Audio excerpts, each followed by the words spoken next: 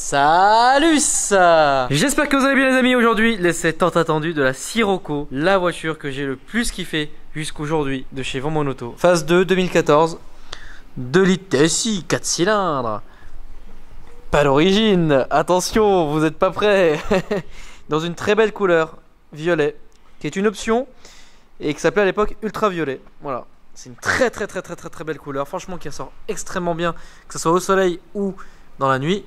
Avec des belles jantes. Je sais, c'est la deuxième Sirocco qu'on filme, mais clairement celle-là n'a rien à voir avec le Mazo qu'on a filmé il y a quelques mois. Celle-ci en plus a une signature lumineuse. Alors, pour commencer au niveau de l'arrière, vous le savez, on commence toujours par l'arrière. C'est ce que dit ma femme. Logo noir. Ça j'aime beaucoup. Et je sais pas si vous avez remarqué, mais la ligne les amis n'est pas du tout d'origine. On va même aller se pencher un peu en dessous. Voilà, c'est pas du tout d'origine. Et on va voir ça durant la vidéo. D'ailleurs je vais même me permettre à un moment donné de ouvrir le capot pour vous montrer aussi quelques petits détails. Au niveau du coffre, hop là, 312 litres. Là vous avez pu voir un sac de course, une valise cabine et mon sac. Il y a encore un peu de place, donc ça c'est bien. C'est sûr que c'est pas immense, mais ça fait le taf. Ça, merci dans les commentaires, je les lis tous. Ça ne sert pas forcément à mettre des sacs de course. On peut aussi, hein, rien n'empêche de le faire, hein, bien sûr. Mais c'est surtout pour maintenir le fond du coffre. Donc ça, c'est très important comme information. Et je vous en remercie les amis. Prise 12 volts et toujours des maintiens latéraux pour les sacs de course. Ça, c'est vachement bien. Petite trousse de secours, c'est les Wakit. Merde, c'est les Wakit avec un logo Volkswagen, c'est quand même pas mal ça. Au niveau du réservoir, 55 litres, la voiture pèse 1 tonne 3 et elle est de 2014. Je sais pas si je l'ai dit, mais en tout cas, je le répète peut-être. Ce n'est pas grave. Elle est équipée du DIN audio comme option et du pack Airline. Déjà, le son, je peux vous dire qu'il est très bon, surtout au niveau des basses. Ça sature pas et ça, c'est très agréable. Après, j'écoutais en jack. Ensuite, les seuils de porte Airline. Donc oui, j'ai oublié de préciser, mais c'est aussi une finition Airline. Elle a de très beaux sièges avec un rappel cousu R pour Airline, avec des surpiqûres blanches. C'est du cuir. Avec 2 sièges à l'arrière. Style baquet, c'est assez marrant. Siège électrique. Et les amis, regardez ça. Les manos. Le premier pour indiquer la température d'huile, qu'on peut quand même retrouver ici au centre, hein, quand même. Ici, un chronomètre où vous pouvez aussi afficher l'heure. Et la pression du turbo. Ça, c'est vachement super cool. Qu'elle hérite un peu de la coccinelle d'ailleurs, pour la petite information historique. Ensuite, elle a siège chauffant, clim, bizone. Incendie avec un allume-cigare. Ici, tu peux te tenir si jamais tu commences à partir en enfer. Ainsi que là, si tu as peur de ta conduite. Ça, c'est bien. Là, parce que c'est une Deutsche Auto, tu peux avoir un ouvre-pire. On aime les bières en Allemagne. Donc voilà, c'est pour ça.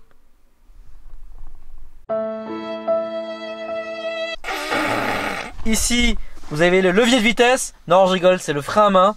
Vous êtes vraiment trop tuning, les mecs, quand même. Hein. Ça, c'est le frein à main, du coup. Ah là là.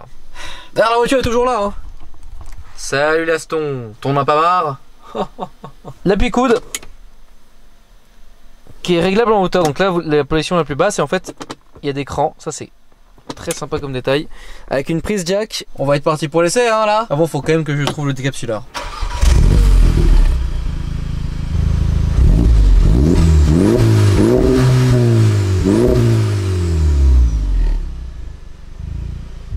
Au niveau ressenti de la voiture au quotidien, encore une fois, elle est combinée, donc c'est un peu dur. Maintenant, elle tient bien la route. Hein. Merde, putain, comment il est grand lui. Oh la vache.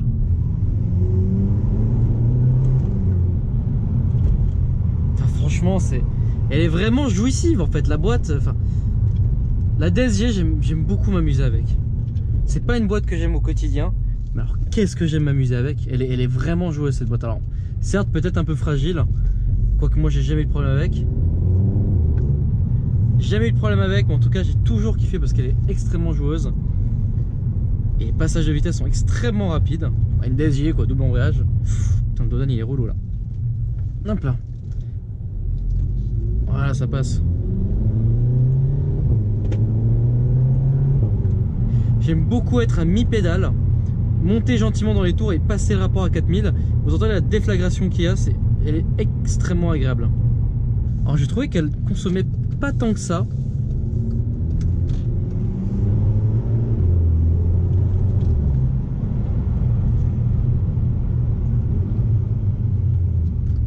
En fait, si vous êtes soft, ça passe comme dans du beurre.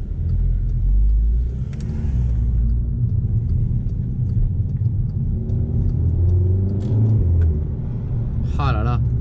En fait, ça va être purement sonore cet essai, je crois vraiment.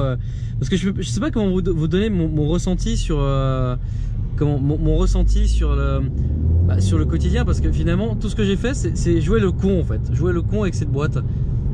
Maintenant les sièges sont très confortables, je me vois vraiment bien faire de la route avec. Comme j'ai dit, elle consomme pas beaucoup, mais même quand vous tirez dedans en fait, même quand vous tirez dedans, elle consomme pas excessivement. La Polo GTI, à titre d'exemple, la Polo GTI consommera plus que celle-ci.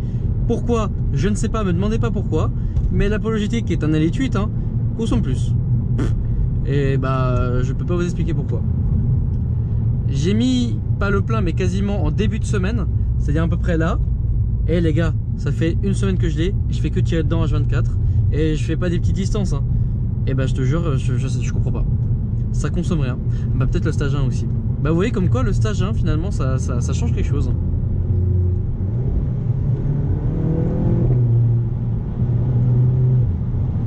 Ah là là, quel kiff, quel kiff, quel kiff ça doit tourner. Excusez-moi, je suis très fatigué hein. Vous allez suivre le vlog que je suis en train de tourner aussi. J'ai pas dormi de la nuit, je suis plutôt fatigué.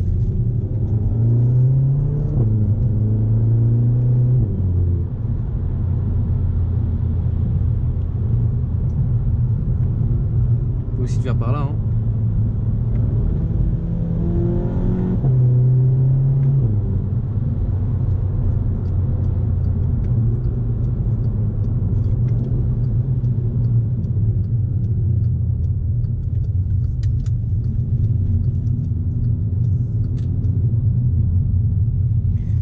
Comme d'hab, on va faire deux essais, un à 80 km/h et un à 130 pour mesurer justement le son.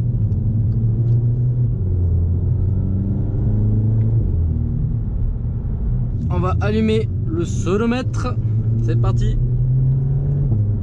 On se sent plaisir bien sûr. On va se remettre en D normal. Donc on est déjà à 80 km/h là. Même un peu plus, 90.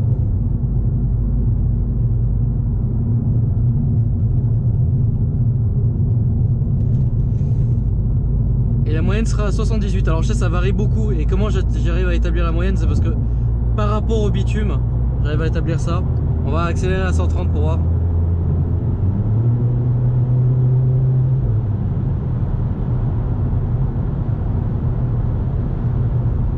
Pareil, on est dans un tunnel donc on va éviter ici.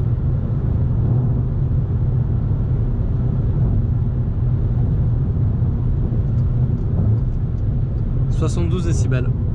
Franchement c'est light hein. 72 décibels c'est très light hein, quand même hein. On va réessayer le 80 km/h au retour parce que le bitume là il était bien à chier. Et bon vous me direz si vous trouvez cette info utile ou pas, parce que sinon j'arrête ça. Mais bon moi c'est un critère très important pour acheter une voiture, le son à 130 km/h. Pourquoi? Parce que bah, quand tu sors d'une Twingo, si tu veux, t'es traumatisé à vie du son qu'un moteur peut faire à 130 km/h et que l'insonorisation d'une voiture peut faire cette vitesse là justement. Donc pour moi c'était un critère qui était très important. C'est pour ça que j'avais acheté justement sonomètre et qu'à la base moi les tests de voiture je voulais qu'il y ait ça. C'était très important pour moi. Maintenant bon j'ai l'impression que parfois c'est compliqué. Tout dépend du bitume, la pluie, les tunnels, enfin tout varie les choses en fait. Parce qu'en plus c'est pas vraiment une autoroute ici. Donc ça aussi ça change aussi les choses. Oui, je sais même pas encore, j'ai déjà dépassé les 80 là.